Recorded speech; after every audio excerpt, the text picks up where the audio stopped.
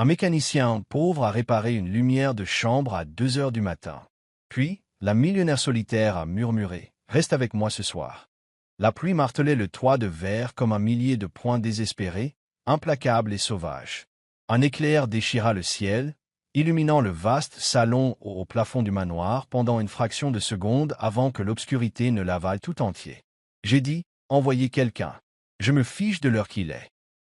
La voix de Monica se brisa au téléphone, son ton sec oscillant entre l'ordre et la panique. Il ne s'agit pas seulement d'une lumière cassée. Je ne peux pas être dans le noir. Pas encore. La ligne grésilla dans son oreille, le répartiteur balbutiant quelque chose sur une couverture d'urgence limitée pendant la tempête, mais Monica avait déjà cessé d'écouter. Elle raccrocha, l'écran de son téléphone s'assombrissant juste au moment où la dernière lumière du plafond clignota 2 fois, puis s'éteignit. Silence total. Puis, le tonnerre gronda, faisant trembler les fenêtres. Un vide soudain de lumière transforma toute sa maison en un abîme d'ombre. Monica resta figée au centre de son couloir au sol de marbre, le souffle coupé. Sa grande silhouette élancée tremblait, ses cheveux blonds collant sur les côtés de son visage, humide de sueur, pas de pluie. Ses doigts tâtonnèrent dans le noir alors qu'elle se tournait vers le couloir, manquant de trébucher sur un tabouret décoratif dans sa panique. Elle se précipita à l'étage, manquant de glisser, jusqu'à atteindre le sanctuaire de sa chambre. Elle ouvrit brusquement le tiroir supérieur de sa table de nuit. Une lampe de poche, Dieu merci. Elle pressa l'interrupteur. Rien. Elle la secoua désespérément. L'ampoule faible brilla un instant, puis mourut. Non, non, non, halta-t-elle, tombant à genoux.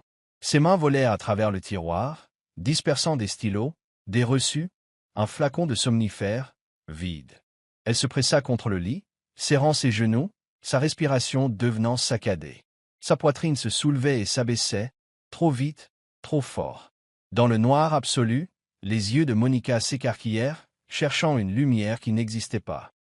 Elle pouvait entendre son cœur battre maintenant, ce bruit sourd et rythmé résonnant dans ses oreilles, assourdissant dans le silence. Mais en dessous, sous le tonnerre, un autre son surgit de sa mémoire. Le faible goutte à goutte d'eau dans un coin en béton. Le grincement de vieilles marches au-dessus d'elle, le doux bruissement des rats dans le noir, cette horrible, cette interminable obscurité. 14 ans, poussée dans une cave froide et humide par un homme dont elle n'a jamais vu le visage. 3 jours, sans lumière, sans nourriture, sans issue. Le souvenir la saisit comme des mains glacées. Son corps fut secoué d'un sanglot silencieux alors qu'elle se recroquevillait davantage, ses ongles s'enfonçant dans ses bras. Le noir ne l'avait jamais vraiment quittée. Elle pensait l'avoir surmonté. Des années de thérapie, de succès, de contrôle, d'argent. Mais rien de tout cela n'avait d'importance maintenant, car l'obscurité était de retour, et elle connaissait son nom. Elle réussit à ramper jusqu'à son téléphone, les mains tremblant violemment. Son doigt trembla alors qu'elle recomposait le numéro d'urgence. Cette fois, elle ne cria pas. Sa voix était un murmure, rauque et suppliant. « S'il vous plaît, envoyez juste quelqu'un. Je paierai tout ce qu'il faudra. Juste, ne me laissez pas ici dans le noir. » Elle n'attendit pas de réponse. Elle termina l'appel et laissa tomber le téléphone à côté d'elle. Ses yeux s'habituèrent légèrement.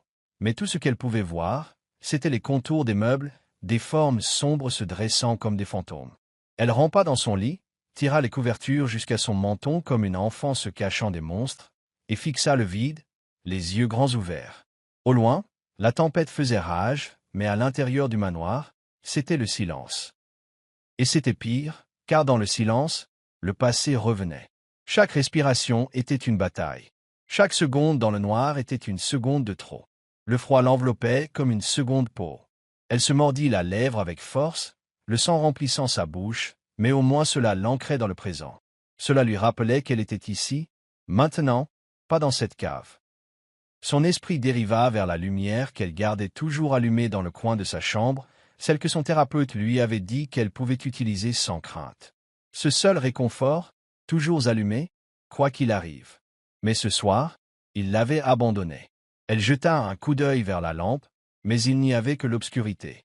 Monica resserra les couvertures, tout son corps tremblant de manière incontrôlable. Les ombres dansaient à chaque éclair venu de l'extérieur.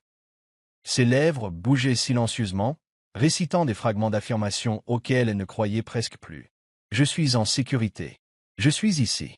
Ce n'est pas ce moment-là. Ce n'est pas ça. » Le grincement du parquet devant sa chambre la fit sursauter. Un instant, sa respiration s'arrêta complètement. Mais il n'y avait personne, juste la maison, qui se tassait, qui respirait, comme toujours. Elle enfouit son visage dans l'oreiller, étouffant le sanglot suivant. Quelque part au fond d'elle, la partie qui avait toujours survécu, celle qui s'était extirpée de cette cave, avait bâti un empire et fait en sorte que le monde craigne son nom, lui hurlait de tenir bon. Juste un peu plus longtemps. Quelqu'un viendrait. Elle avait assez payé. Elle avait supplié. Quelqu'un viendrait. S'il vous plaît, que quelqu'un vienne. Que la lumière soit. Que la lumière soit. Rick était assis au bord de son lit étroit, la lueur d'une veilleuse illuminant un enfant endormi, blotti sous une couverture usée. La respiration de Lily était régulière mais superficielle, sa petite poitrine se soulevant et s'abaissant au doux rythme du sommeil. Une légère toux s'échappa de ses lèvres, et Rick grimaça. Il jeta un coup d'œil à l'horloge murale, 2h07. Son téléphone vibra, coupant le silence comme une sonnette d'alarme. Il le prit, le front plissé, en lisant la notification d'urgence. Réparation électrique urgente. Haute rémunération. Code postal de Beverly Hills. Il se frotta les yeux, fatigué. Il avait déjà travaillé 12 heures, fait 3 petits boulots, et rentrait toujours chez lui avec des factures qu'il ne pouvait pas payer et une opération qu'il ne pouvait pas se permettre. Le cœur de Lily n'allait pas se réparer tout seul. Il regarda à nouveau sa fille, dormant paisiblement malgré le faible battement de cœur qu'elle portait. Rick se leva, attrapa sa boîte à outils et sortit silencieusement. La pluie n'avait pas cessé de la nuit. En sortant, un mur d'eau l'accueillit. Il rabattit la capuche de son imperméable usé sur sa tête et courut jusqu'à son camion, les essuie-glaces luttant déjà contre le torrent. Les routes étaient glissantes, les phares rebondissant sur les flaques comme des lueurs fantomatiques. La ville ne semblait jamais aussi seule qu'au milieu d'une tempête. 15 minutes plus tard, il s'arrêta devant le portail d'un vaste manoir, presque invisible derrière un mur de haies et une clôture en fer. Personne ne vint l'accueillir.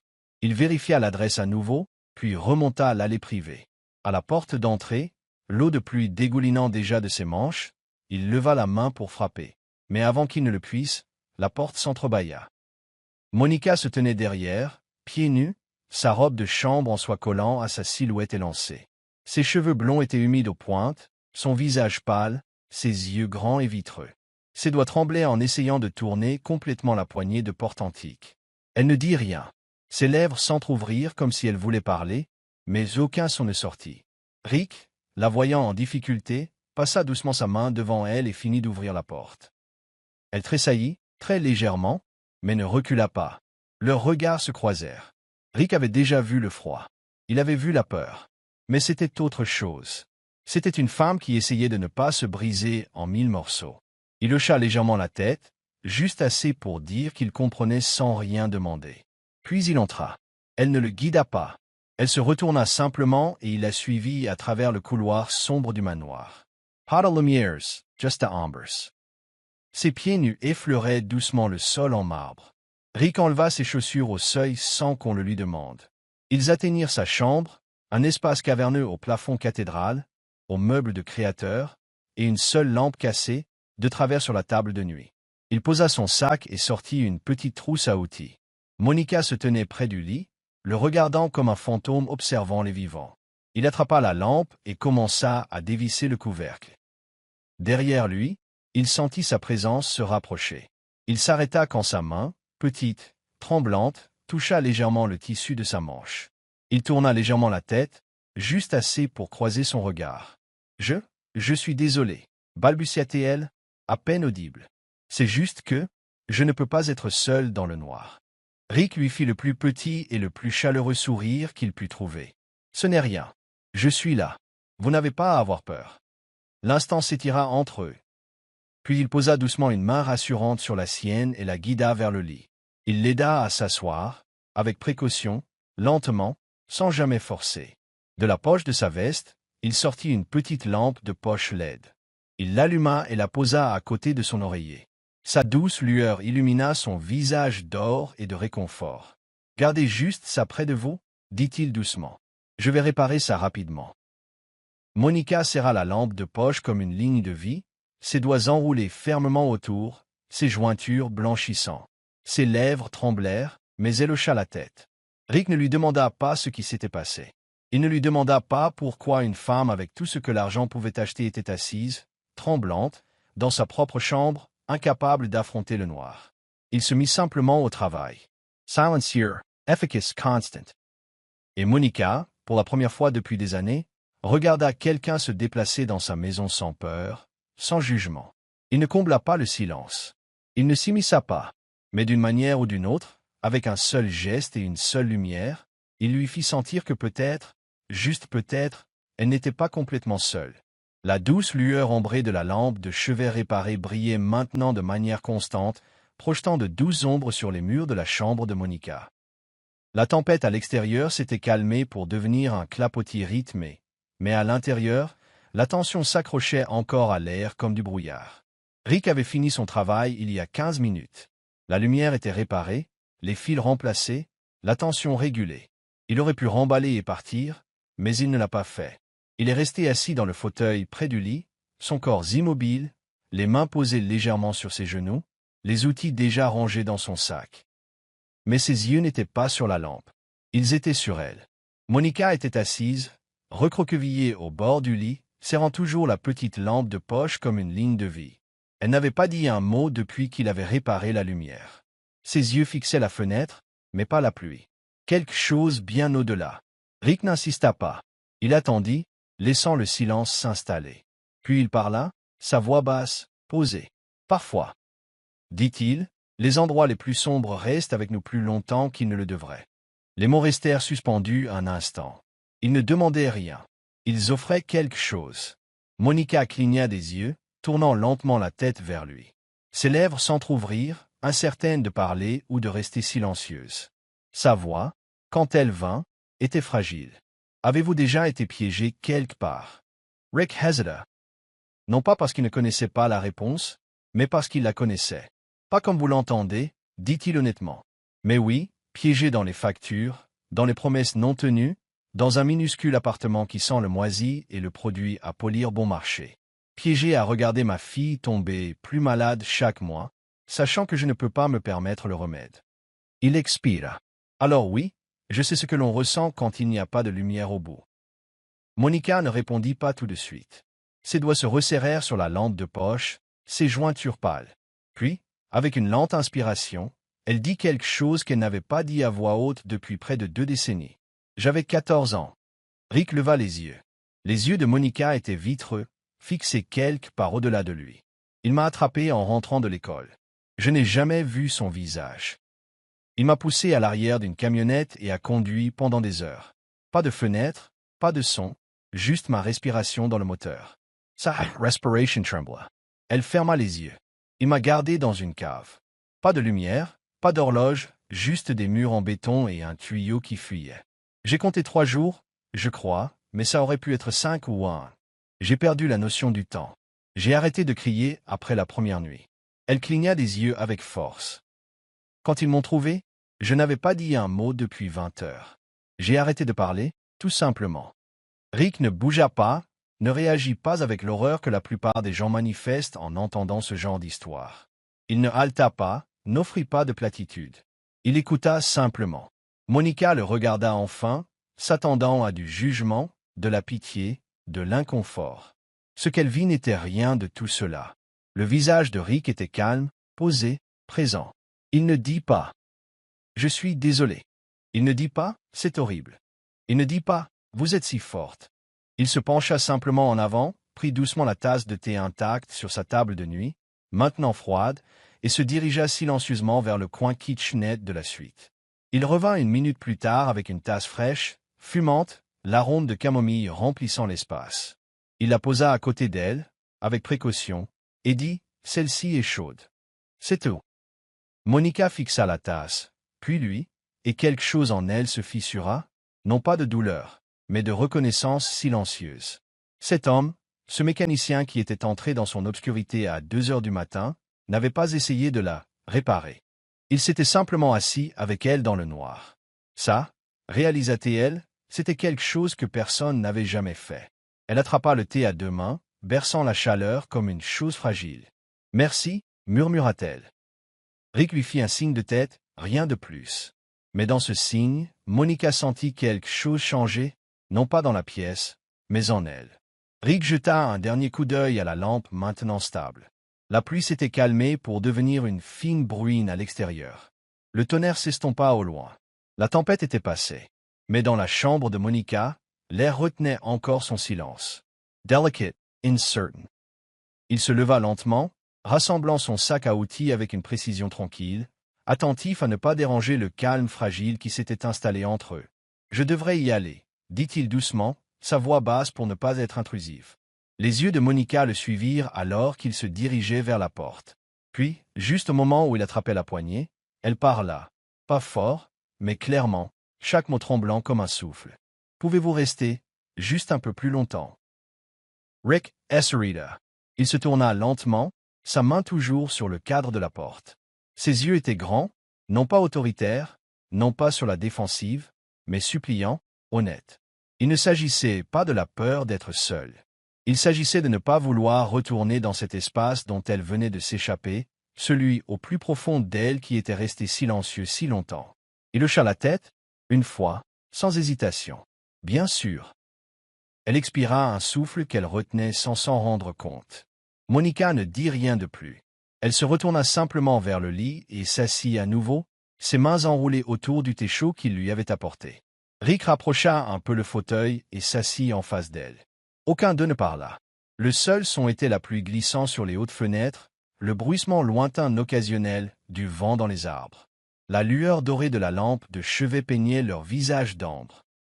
Monica paraissait plus petite sous la douce lumière, les rides autour de ses yeux moins marquées, ses épaules moins gardées. Elle n'était plus la millionnaire recluse ou la femme au mur et au sourire crispé. Elle était juste Monica. Eric, il n'était pas un mécanicien à ce moment-là.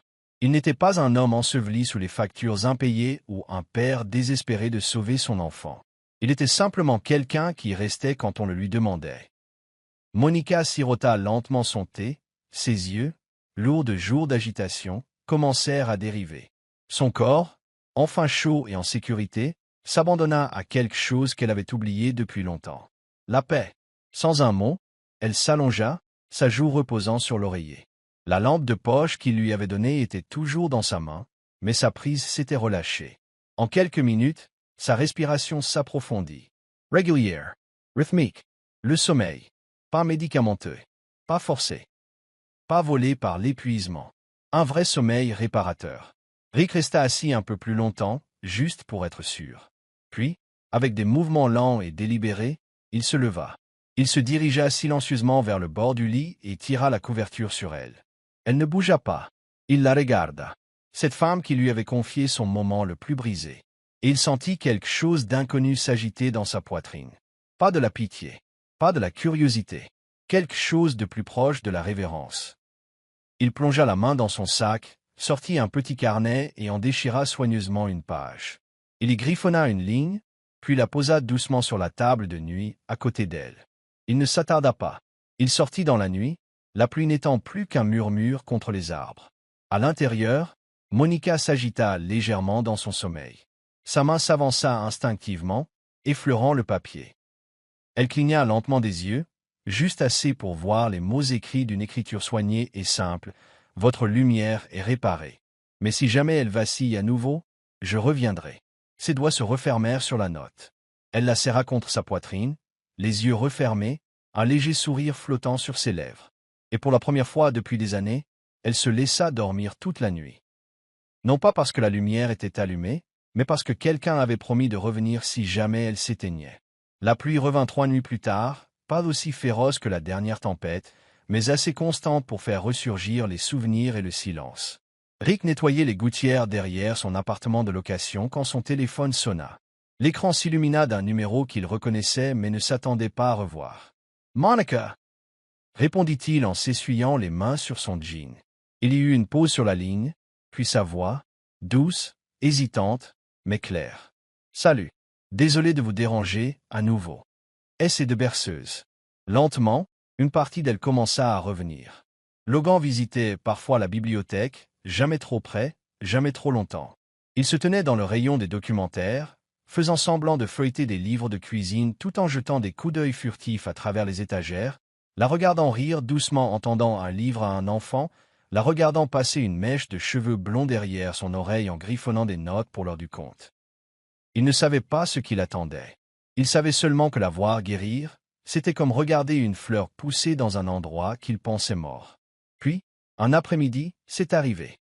Il était appuyé contre une étagère, répondant à un email sur son téléphone quand elle passa, portant une pile de livres d'images. Ses yeux se portèrent sur lui, puis sur le téléphone dans sa main, et se figèrent. Sur l'écran se trouvait une photo, opérée, assis côte à côte dans un champ de pissenlit. Ray avait une moustache de lait. Hope avait une fleur jaune nichée derrière son oreille. Emily s'arrêta de marcher. Le livre glissa de ses bras et tomba avec un bruit sourd sur la moquette. Elle fixa l'écran, les lèvres entr'ouvertes. Sa voix sortit dans un murmure à bout de souffle. « Ce sont eux, n'est-ce pas ?» Logan leva les yeux. Leurs regards se croisèrent, et pour la première fois, il n'eut pas de mots. Logan ne dormit pas cette nuit-là. Il resta éveillé dans le noir, fixant le plafond tandis que la voix d'Emily résonnait encore et encore dans son esprit. Ce sont eux, n'est-ce pas?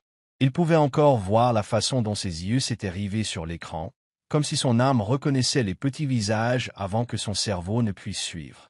À cet instant, le monde entier qu'il avait soigneusement, méticuleusement construit autour de Hope et recommença à lui sembler fragile comme du papier.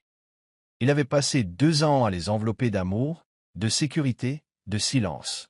Il était devenu leur tuteur, leur père à tous égards, mais aucune quantité d'histoires du soir ou de doux baisers ne pouvait effacer la vérité qui lui faisait face. Leur mère vivait encore, et elle n'avait jamais cessé de les aimer. Logan ne s'était jamais senti aussi partagé. Son instinct criait de les protéger, de les préserver de plus de douleur, de confusion, de la possibilité de perdre la stabilité qu'ils avaient enfin trouvée. Mais le regard dans les yeux d'Emily, cela le hantait.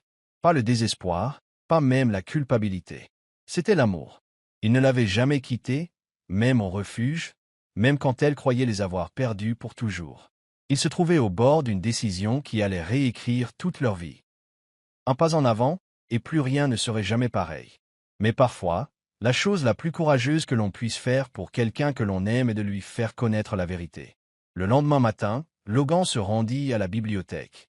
Emily rangeait des livres dans la section enfants, ses doux cheveux blonds nichés derrière ses oreilles, une légère trace d'encre sur sa joue des notes de l'heure du compte qu'elle avait écrites plus tôt. Elle le remarqua avant qu'il ne parle. Son corps se tendit, les yeux méfiants, comme si elle se préparait déjà à la tempête qui s'annonçait. Il s'approcha lentement. « Venez avec moi », dit-il doucement. Les mains d'Emily se figèrent sur la tranche d'un livre. « Où ? » ?»« Chez moi. » Elle sursauta, comme si elle était frappée. « Allez-vous porter plainte ?» Il marqua une pause, puis secoua la tête. « Je veux que vous voyiez quelque chose. » Le trajet fut silencieux. Emily était assise, rigide, ses doigts étroitement entrelacés sur ses genoux. La ceinture de sécurité semblait l'étrangler. Elle ne pouvait dire si c'était l'espoir ou la peur qui lui serrait la poitrine. Peut-être les deux. Peut-être que c'est ce que la culpabilité ressent toujours quand elle porte l'amour en elle. Alors que les grilles en fer du domaine de Logan s'ouvraient, le souffle d'Emily se coupa. Elle s'était attendue à la froideur, à la richesse, à des murs construits pour tenir les gens à l'écart. Mais à la place, elle vit de la chaleur. Les fenêtres brillaient d'une lueur dorée dans la lumière du début d'après-midi. Le jardin se balançait au gré des douces brises. Tout dans cet endroit semblait habité, pas enfermé. Logan la conduisit sur les marches, à travers le vaste hall d'entrée, et dans un couloir bordé de dessins d'enfants et d'œuvres de peinture au doigt, scotchés à côté de portraits en noir et blanc. Ses pas ralentirent. Puis il s'arrêta devant une porte. Quand il l'ouvrit, son monde s'arrêta de tourner. La chambre d'enfant était peinte d'un jaune doux et plein d'espoir. Il y avait des jouets éparpillés sur un tapis moelleux, des peluches, des livres d'images et 2 petits lits avec des couettes assorties. Au centre de tout cela, Hope, tenant un ours en peluche presque de sa taille, errait, blotti dans les bras d'une nounou souriante, son biberon à moitié vide dans ses petites mains. Ils étaient vivants. Ils étaient en sécurité. Ils riaient. Emily tomba à genoux, son souffle si violemment coupé qu'elle crut que sa poitrine allait se fendre. Mes bébés. Hope leva les yeux. Ses yeux clignèrent curieusement en direction de la femme blonde sur le sol. Puis Ray se tourna aussi, clignant des yeux au son de sa voix. Emily ne s'approcha pas. Ses mains planaient en l'air, tremblantes. Logan s'agenouilla à côté d'elle. On s'est occupé d'eux, on les a aimés, protégés, dit-il, la voix basse et rauque. Mais j'ai toujours su qu'il manquait quelque chose. Emily le regarda, des larmes cascadant sur ses joues. Sa voix à peine audible. Je pensais les avoir perdus pour toujours. Logan tendit la main et prit la sienne. Ils n'ont pas seulement besoin d'un foyer, dit-il doucement. Ils ont besoin de leur mère. Près d'un an plus tard, le manoir sur la colline n'était plus silencieux. Il était vivant. Les matins ne commençaient plus avec l'écho du vide, mais avec des bruits de pas feutrés dans le couloir, de petites voix réclamant le petit déjeuner, et le son des dessins animés jouant trop fort en arrière-plan. Opéré, maintenant âgé d'un peu plus de 2 ans, avait transformé chaque pièce du domaine autrefois froid en terrain de jeu. Émilie se tenait dans la cuisine, fredonnant en remuant la pâte à crêpes, vêtue d'un pull trop grand et les cheveux en une tresse souple dans le dos. Logan était à côté d'elle, essayant de verser du jus tout en esquivant Ray, qui avait décidé que les sols de cuisine faisaient de parfaits circuits de course. Les murs étaient différents maintenant. Logan les avait remplis de photos, de moments spontanés non posés, Hope s'étalant des spaghettis sur les joues, Emily lisant dans le jardin avec une couverture sur les jambes, Ray endormi avec son lion en peluche préféré. Le passé, avec toute sa douleur et son chagrin, existait toujours, mais maintenant il partageait l'espace avec autre chose. La vie.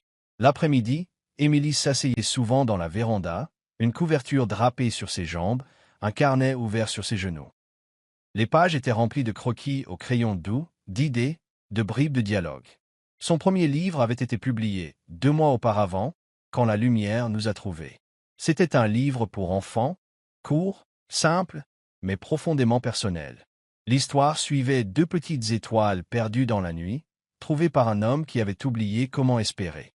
Ensemble, ils cherchaient l'étoile qui leur avait donné la vie, et quand ils furent enfin réunis, l'obscurité se leva.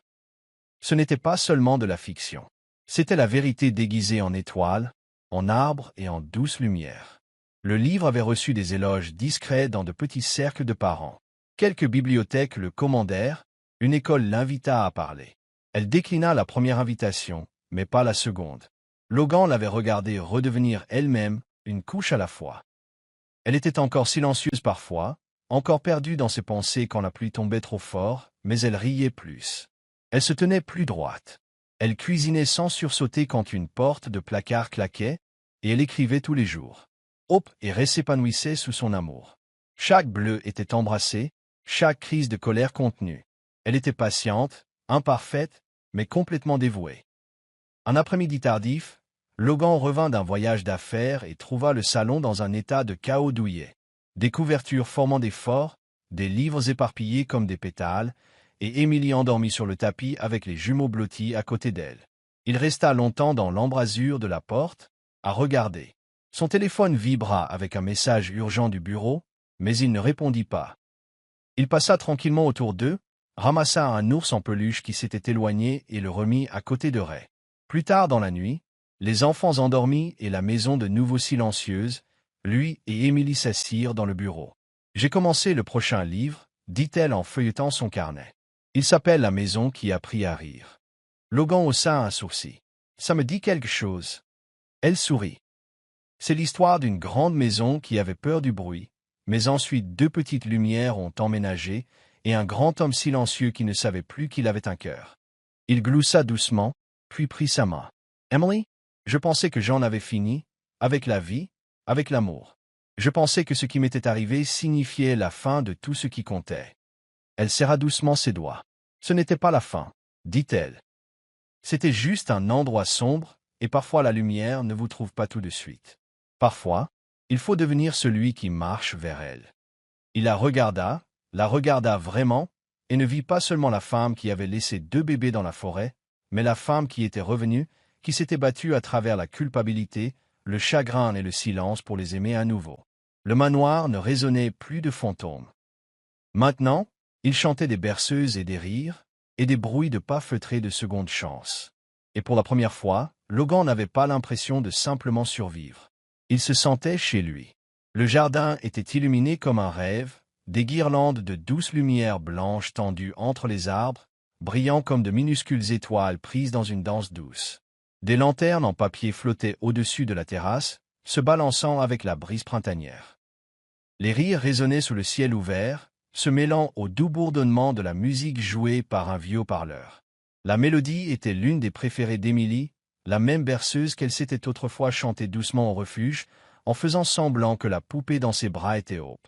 Mais ce soir, c'était réel. Hope et Ray fêtaient leurs 3 ans. Les jumeaux portaient des couronnes en papier faites de feuilles d'or et de paillettes, leurs joues collantes de glaçage et leurs doigts emmêlés dans du ruban. Une table contenait un gâteau en forme de château, flanqué de plateaux de fruits, de petits sandwichs et de bougies en forme d'étoiles. Émilie se tenait près de la treille, une simple robe crème flottant autour de ses jambes. Ses yeux brillaient non de larmes, mais de quelque chose de plus stable. La joie, la paix. Le genre qui ne vient pas de la perfection, mais de la guérison.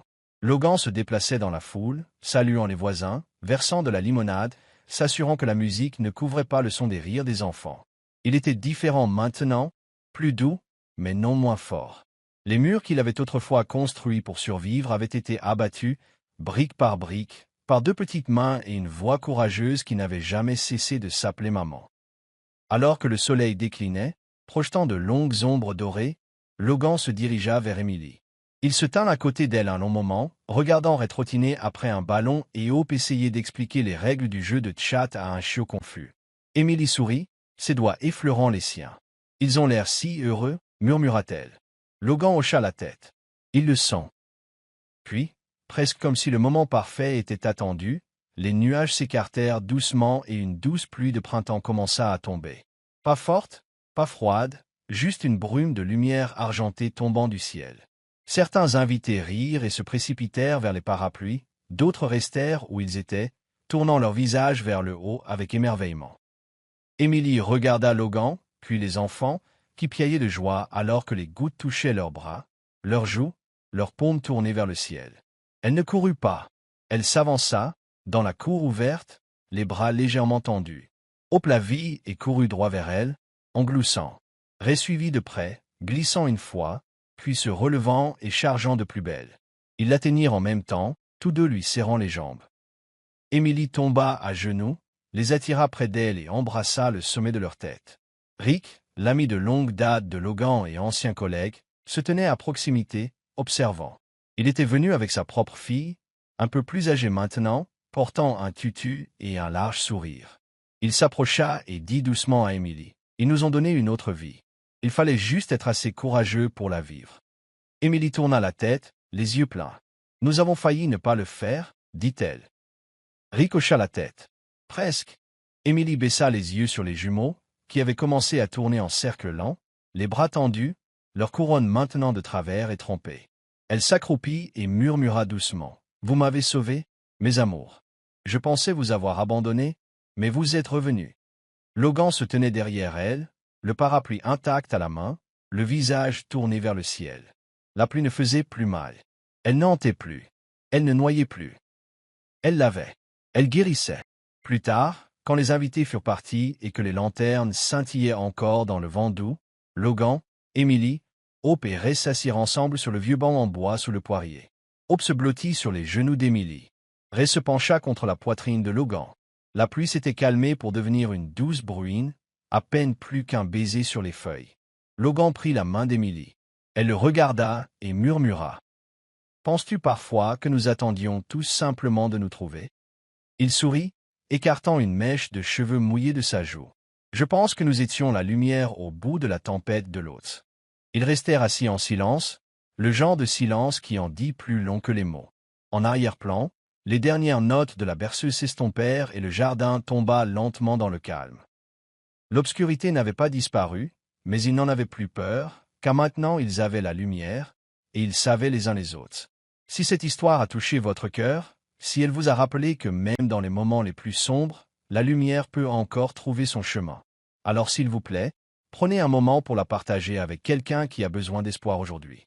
D'ailleurs, chez Soul Steering Stories, nous croyons qu'une seule histoire peut changer une vie. Si vous avez ressenti quelque chose ce soir, l'amour, la perte, la guérison ou le pouvoir des secondes chances, alors n'oubliez pas d'aimer, de commenter et surtout, de vous abonner à notre chaîne. D'autres histoires vous attendent, des histoires qui guérissent, des histoires qui vous rappellent que vous n'êtes pas seul. Merci d'avoir regardé et rappelez-vous, parfois, la lumière que nous cherchons n'est qu'un acte de gentillesse de distance.